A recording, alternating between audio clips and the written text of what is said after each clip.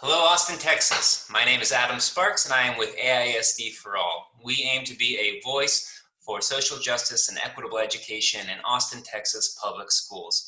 As part of our mission, we have a community interview series that we are doing, talking to the educators, parents, students of Austin schools about what they want to see in AISD districts. Today, we have Margaret Perez, who is a TA. Her husband is as well. They have 3 students who are in AISD, and all of them are in special education. Margaret, thank you very much for joining us today. All right, thank you for having me.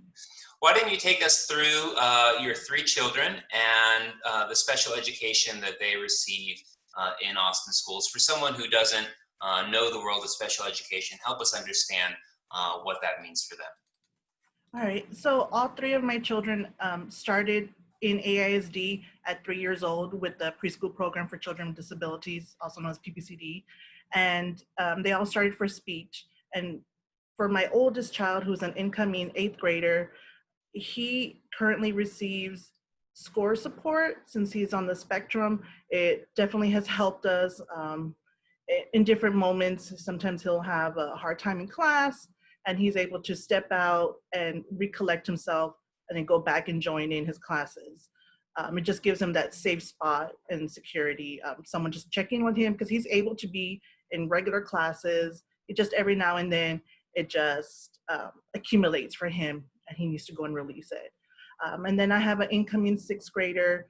She's receiving dyslexia services, and she's also receiving speech services. And so for her, the dyslexia is pulled out. So it's about 4 times a week, I believe, or 3 times that she gets pulled out of class, and they have small group to help her with her reading skills. So she, as well as in regular classes, just gets those pulled out services.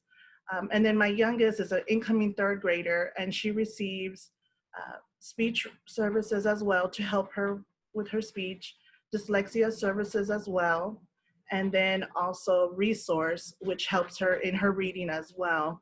She is on the lower end, so even though she's an incoming 3rd grader, she's still struggling to read 2-letter words in general, just for kindergarten, like the word so, she has problems with.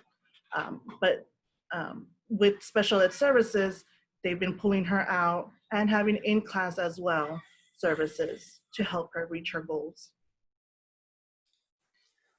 What does special education mean for your students? How does it affect the quality of their education? Special education allows any child to go into any AISD school and be just like any other child and have that education. Same math, same reading, same science, except sometimes people just need additional support, kind of like with glasses. I need them to see to read. They need additional support, and it changes over time, especially with my children from elementary to middle school. It has changed. It's not the same, but then they're growing and they're learning. And so just as well, the special ed services just grows and just helps the child to reach all their goals and be just like anyone else. What can be done to support special ed in AISD? What ways can it be strengthened to help more students? Definitely, AISD could get some more special ed staff in all areas. That includes more physical therapists, more occupational therapists, more speech pathologists, more of the licensed school psychologists who are doing the testing, because there are too few of them, and there's so much that they can do and offer for the child, and it just will open up so many opportunities for the students, including for teacher assistants.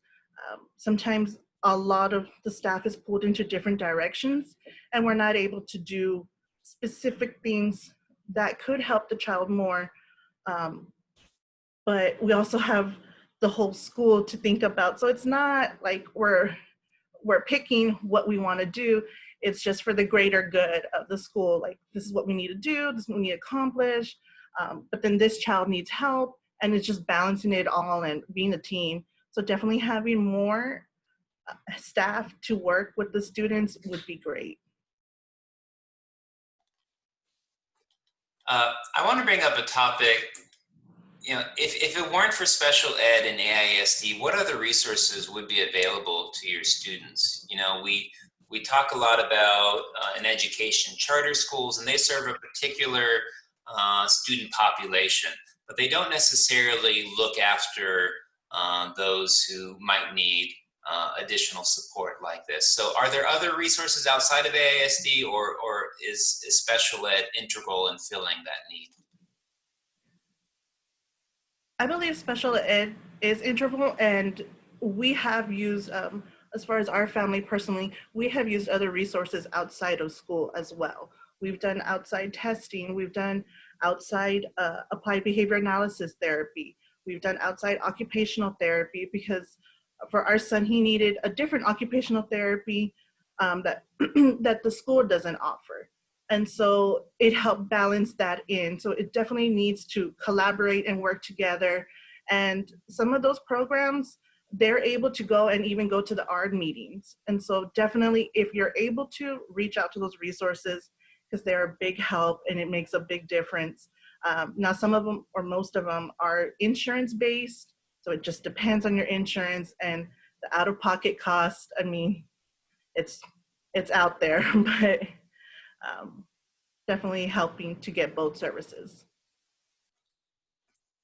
So you were a TA at Brooke Elementary in East Austin. All three of your children have gone to Brooke. You had a third grader who was there this past year. Brooke was one of the 4 schools that were selected for closure in the 2019 AISD school closures plan. Of the 4 schools too, Brooke is, to my mind, the only one, well, in a unique situation that it was simply shut down without having funds given to those students specifically to go to a new campus at another school, like some of the other programs. Can you talk about the closures process at Brooke and how it affected you as an employee, how it affected your child who was attending there, and the community at large? Yes. So working there at Brooke, I got to see behind the scenes how hard the staff and everyone, from the custodians to the cafeteria workers, how much they love the students. And just to see that go away, it's going to be hard. I mean, some of the cafeteria workers, they knew back when you had to put your lunch pad number, they knew my son's number offhand. Like, it's those little details that counted for me. And just seeing everyone like, oh, that's so-and-so's cousin, that's so-and-so's neighbor. It was a community. And that community worked so hard to rally, to get the school to stay open, but unfortunately, it did close. And with the pandemic, where things left off, people were trying to cope with this loss. It's a loss that was coming. There was just no way to go around it, and everyone was on their own process for it. But I feel like with the kids, it's harder because it's like, yeah, spring break was happening and they're all excited, and then you come to the reality later on, like, there's no going back. There's no going back and, you know what, I'm having a rough time, or students having a rough time. Like, let's go and see the chickens. Let's go and pet the bunnies. Like, to say goodbye to all the what ifs, what could have been. We're planning a big party. It's hard. And my kids definitely, they had questions like, well, I'm not going to see them again. And of course, some stuff, as any kid, they're like, oh, I don't have to go back to school. At first was nice, but after a while, it's like, oh, when am I going to go back?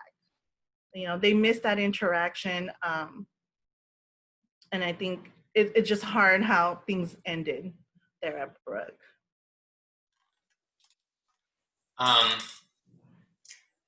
I know this is a hard thing to answer, but why do you think Brooke was chosen for closure? And how do you think AISD logistically was able to communicate that with the community? Do you feel like your needs and desires were addressed, or how do you feel the actual process of the closures went, and why do you think Brooke was chosen for closures? Personally, I feel Brook closed and it was just chosen because of the land and the value of the land at where it stood. There's just, I mean, the there was no one rallying to, hey, let's shut it down. Like it has this problem, it has this problem. That wasn't. It was just a light issue. A simple light bulb could have fixed that issue. Um, and so I feel that as many meetings and community involvements as there were on campus and off campus, um, there was voices out there voicing like, hey, like this is working for our families. This is working for our students. And I wish the district would have listened a little bit more and actually thought to heart of what those voices were saying, other than money. Just it's really disheartening to hear that so many people took time out of, oh, I'm going to hurry up and make dinner so I can go to this meeting and, you know, let people hear what I have to say, and advocate for all those families who can't go to the meetings, who just are afraid to go and speak up. Um, and then just to have it said like, oh, nope, it's not happening. Like it just felt like it was a waste of time for people to go and give 100% and more to try to save Brooke. I'm really sorry to hear that. I've been involved in the school closures process too, and I know how frustrating it is. But then to do all of that and to have that be the result has to Yes. be actually frustrating. Let me ask you two questions in closing that we ask all of our interviewees. The first is, what is one concrete step that AISD can do to ensure an equitable education for all students across the district? I think one concrete thing, it's concrete, but it's kind of flexible as well, as far as increasing the funds for special education, increasing the staff. That's really going to help the students who need that help more than just like, hey, like this one person's wearing this one hat and has to spread their knowledge and wisdom across so many campuses. Like, let's have more of those people being in Austin, right down the street from the Capitol, in between all these colleges. Like, why can't we get more staff in the district to put on those hats and help the children who could use more help, so that way they can reach their individual goals and see all that progress and just be another AISD graduate because of all the support and services that they get through the district. Nice, thank you. And the other question, part of our goal with AISD for All is to encourage turnout for the school board elections in November. What is one thing that you would want any AISD school board trustee to know and understand? Well, first of all, I don't envy their position, and the decisions that they have to make, for sure. Um, but to really understand that their decisions not just affecting like a majority of a household. There's, especially now, there are so many different ways a household is made up of and what their current struggles are, that it's hard to make a decision based on just what one trustee may think is a general okay decision. They have to really think about everyone's decisions, whether it's the single household parents, whether it's the parents who are don't have as much education and have barely an elementary education, but yet they have, you know, students in high school. How are they going to help them? It's just to really, really put themselves in another family situation and just try to do the best from that. Because if you're not looking in your eyes of how it's going to affect your own children, that's going to be hard. And so I'm really glad that there's some upcoming nominees who do have kids in their district and they're in Title I schools, and they can really help be that voice and advocate for everyone. Margaret, thank you so very much for taking the time to talk to us today. All right, thank you for having me. If you want to see more videos like this, please go to AISDforall.org, where we try and hear the voices of people across AISD, what they want out of the district. Thank you so much for joining us.